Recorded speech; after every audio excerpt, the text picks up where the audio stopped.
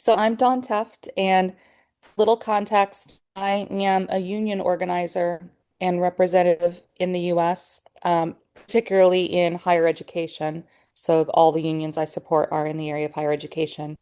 I also, in my supposed free time, volunteer with the Emergency Workplace Organizing Committee. It's a joint project of DSA, which is a socialist organization, and UE, which is the leftmost union in the country, which is the leadership is Marxist.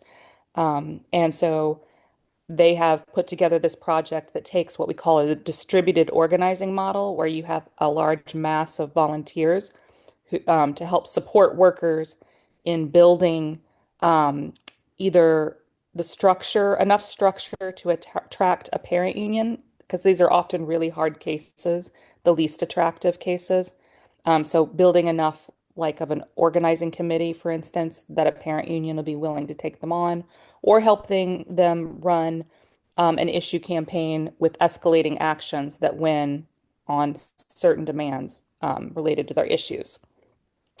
And the third thing that I do is I volunteer as a shift coordinator or a shift lead and a coordinator for the ICE, what we call the ICE Watch Patrol at a local elementary school where my child goes to school. And a lot of those have workers and union members who are helping to run them. Um, union members from the schools where the teacher might be staff, and is supported by CTU, the largest and most militant teachers union in the country, who are largely considered one of the leaders of left unionism. So that's the context from which I'll be speaking primarily. Oh, and the other thing is that I was just at Labor Notes all weekend, which is the largest labor conference in the US, and it's run by Marxists. And I attended two panels on the subject that we will be talking about today, and took a lot of notes on the various things that people in their unions are doing to resist authoritarianism. So I'll be able to share that with you as well. And I apologize, my voice is going out in and out today. I'll try to take a drink. So, I think what I'll start with first is maybe the how people have been resisting through workplace actions and striking against ICE. You might have read in the news or seen in the news that in Minneapolis and St. Paul, what we call the Twin Cities in the state of Minnesota, they had sort of to date the largest assault by ICE on their cities. ICE was, you know, ICE was everywhere, and two people were murdered. I'm sure that you saw that as well, right? Two people who were just protesting.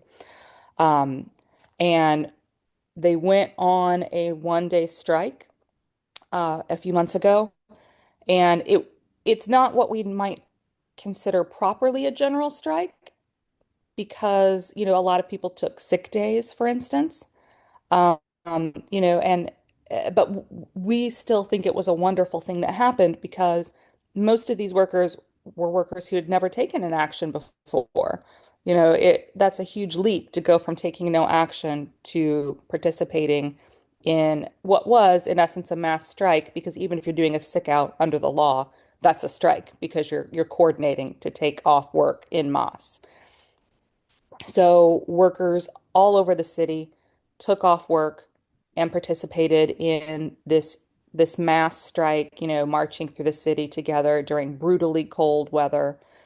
It was a powerful testament to the power of workers, and demonstrates what we could do in this country if we were to properly shut things down and have a real general strike, where people weren't just taking sick leave, but were taking off work without pay, without calling in, without any kind of protections other than the power of numbers, because there's power and greater safety in numbers. When you strike together, they can't fire everyone when it's a large workplace, especially when people are doing it at every workplace in the city, right? So that's where we need to get to in the moment. And all of this is also ideally going to happen at the national level, not just in the Twin Cities. There was already a plan for unions to strike on May 2028. all around the country. So that had been called for by Sean Fain, a union leader here in the US, and he wants people to coordinate their contracts so that they can go on strike all at the same time. And then some people won't be able to coordinate their contracts. We have what we call a no strike clause that prevents people from going on strike until their contract expires. But even those who don't have expired contracts would ideally join in and face the potential penalties because there are financial penalties for striking before your no strike clause expires. So the idea is to work towards that. And that was already in the works. And so the Minneapolis and Twin Cities was just like a sort of people doing this sooner than we had needed or anticipated needing to do. But the plan had always been for 2028, the idea that the current regime might try and steal the election. And so we need to be prepared to strike at that point. That is still in the cards. So the Mayday Strong Coalition is organizing that at the national level. They have online meetings and trainings that people attend. And it's been a less training lately than and rats. What I think people need is support in figuring out how to get to the point of striking, which not only involves building the infrastructure, but also the will to do that, to take that risk. And we have not had a general strike in this country in a very, very, very long time, a proper one. And what we have seen, though, is that, other people in other countries, like in Korea, have done it successfully, and we're looking to them as models. Also, we do have histories of uprisings here, such as the Wisconsin uprising, which both Stephanie and I participated in, and helped lead to a certain extent. It was a mass uprising in Wisconsin back in 2011, where workers came out over and over again to resist um, when the state of Wisconsin was trying to basically do away with unions and public social services. Another thing that we have going on at the moment are the Ice Watch patrols at the schools. So how that works is community members and workers and union members at the schools and parents all come together to form a group that has a signal chat where we organize ourselves, and then we have shifts at our schools. So we're going to come before children arrive and after they leave in the morning, and then before and after they leave in the late afternoon. And we stand outside at the perimeter of the school wearing our whistles and look for ICE as we're watching the roads. We're looking for them to drive by and to potentially stop because they have been trying to take children or their parents from schools, when they're arriving or leaving. So the idea is that we have this defense mechanism. It's not meant to be escalatory. We're not trying to escalate with them.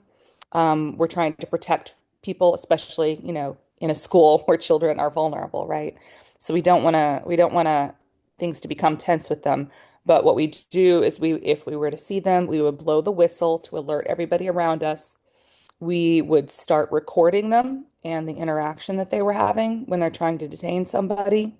We would take notes on their vehicles, their uniforms, any information that might identify them and help people track them elsewhere in the city, and convey that to the groups who do, because we have what we call rapid response teams in the city, which are groups that respond quickly to moments when the ICE is out trying to detain people to do exactly what we're talking about. Um, and then we also would shout out information to the person being detained to help them have information that like about their legal rights, as well as ask them for certain information that we can take down so that we might contact their family or friends, somebody who can help support them, get them a lawyer, for instance, that kind of thing. So, it's scary because as we've seen, ICE is perfectly happy to physically brutalize people and even kill them. And so, but it's also necessary, right? If we aren't doing this in this moment, we're accepting what's happening. And that's worse. And things will continue to get worse. And then the third thing that people are doing is really actions at their own union sites. And that's something I'm going to go into now from the Labor Notes Conference. So I'm going to share with you some actions that people have been taking within at their own work sites beyond the ICE Watch patrols that I just spoke about. So, um, first of all, just as a little context, nearly one-third of adults in the Twin Cities had encounters with ICE.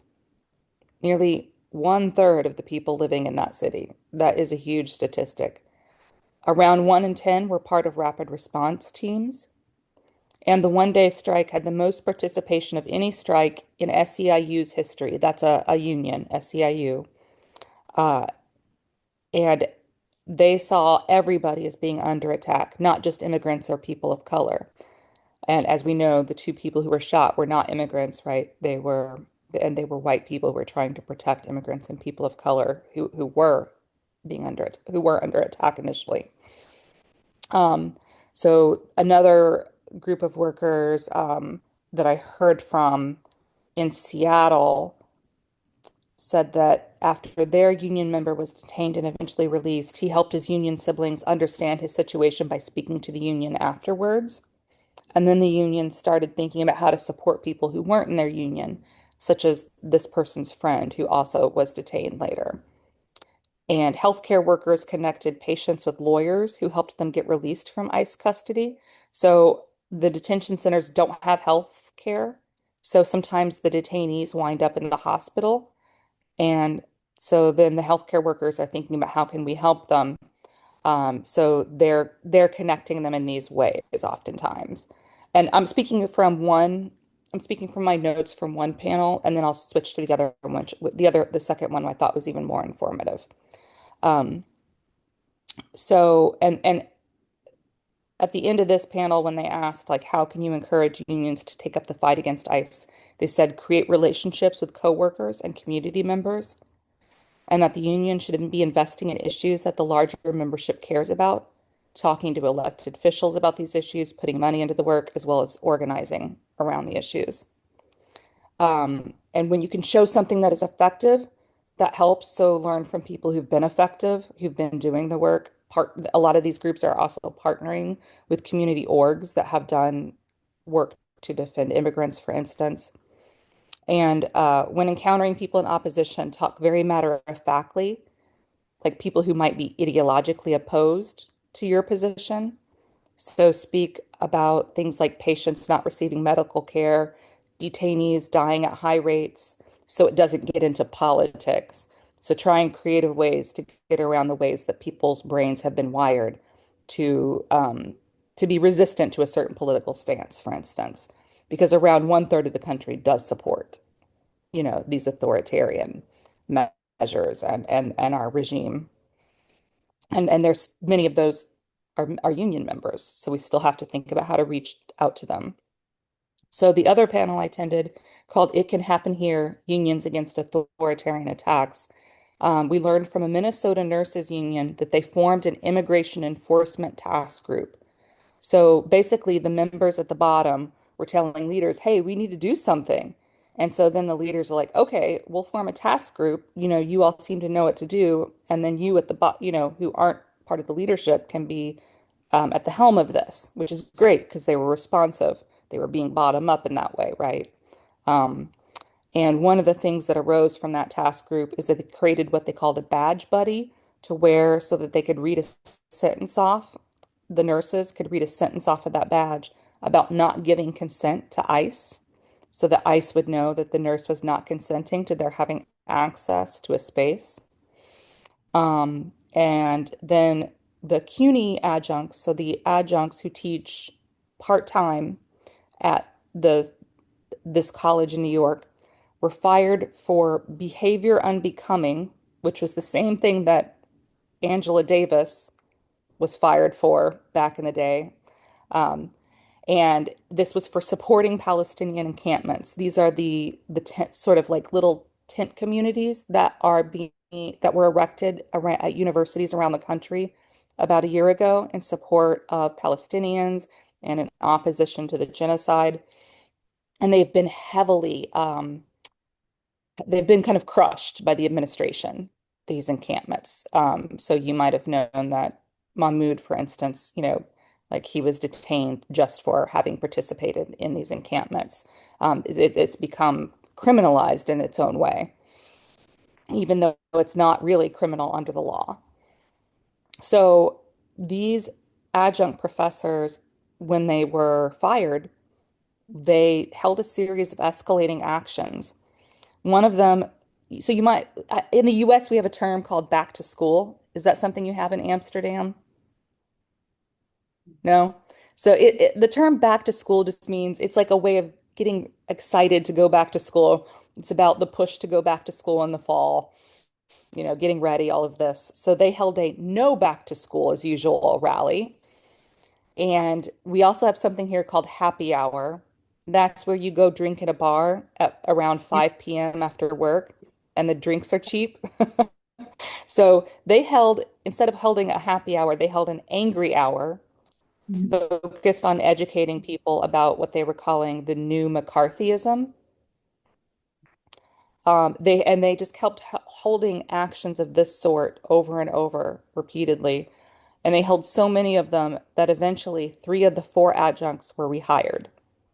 They're still trying to get the fourth rehired and are hoping they will be able to do so eventually. And another thing that they said is that it is okay to hold what we call an umbrella campaign, so a campaign under which many things fall. Um, such as both solidarity with Palestine as well as protecting academic freedom. So that would be protecting the rights of the faculty to speak on issues such as solidarity with Palestine. And so that's helpful because some of the faculty might not care much about Palestine, but they do care about their rights to speak on issues that might be considered controversial. And so this umbrella campaign then can reach more people because you have multiple issues falling under the same umbrella, under the same campaign. I thought that was a very helpful point to learn. Um, and then federal workers who were targeted, you might know that they fired many federal workers, shut down agencies, took information from them. And so some of the federal workers who were fired and felt it was unjust wound up filing what we call grievances and going to arbitration, as well as filing lawsuits. So they had multiple different legal routes that they were pursuing. But in addition to pursuing those legal routes, they also organized. So, for instance, they showed up to every court hearing. So like if the issues are being heard in court, they all showed up and they packed the room while wearing red because they felt that sent the judge a message, right? So these are some of the examples of things that people have done that have been successful to certain degrees here in the US at pushing back against authoritarianism. It's a very, very hard situation that we're in. It's going to take a long time. We are trying to build the infrastructure that we need to win. And we do not have high unionization rates in this country. And that's part of the problem as well. And I'd say that a lot of unions fell into a bread and butter mentality where in the US that's referring to like just bargaining over wages, healthcare, those issues that immediately affect workers. And a lot of unions haven't, done much work on social justice, for instance, even though there are unions that understand that that's part of our work too, and that we as workers have the power to change the world because everybody has to work. And we talk to our coworkers across all different backgrounds, political, racial, gender, it's the one place where we actually come together across differences. And so that's where our biggest power resides. But also the corporations understand that, which is why in the US they have a lot of laws that make it hard to unionize. They throw up as many obstacles as they can.